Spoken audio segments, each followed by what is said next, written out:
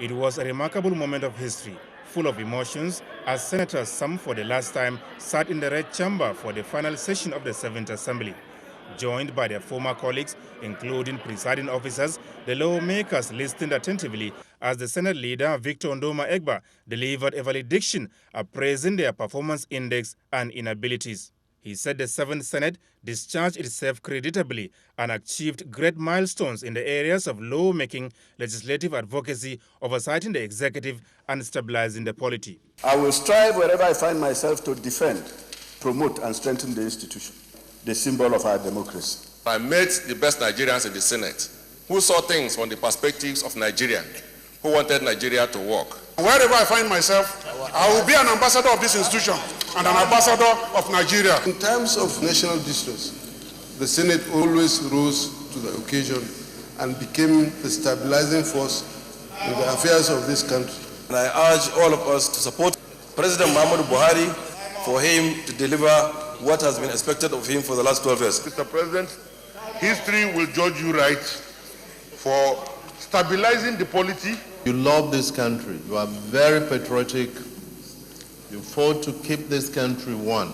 If in any way I have wronged any one of you, please forgive me.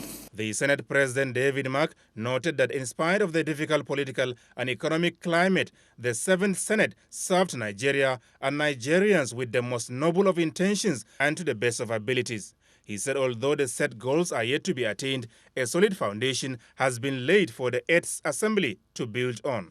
My position in the Senate has given me a unique opportunity to understand better that collectively we can make our democracy stable, accessible, transparent, and respectable.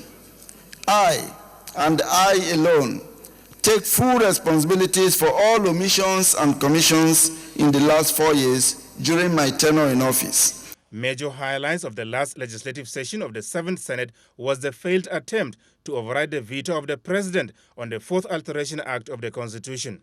The bill slated for consideration at plenary was again deferred without any explanation, and therefore the amendment process is now an exercise in futility. The lawmakers, however, received a report of the Senate Committee on Rules and Business on the status of bills, motions, and confirmations in the last 4 years. Those in favor of the motion that the Senate do now adjourn Senate dying, say aye. Aye. Against, say nay. The ayes have it.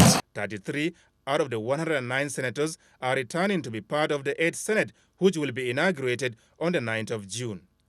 In Abuja, Adamu Sambu, NTA News.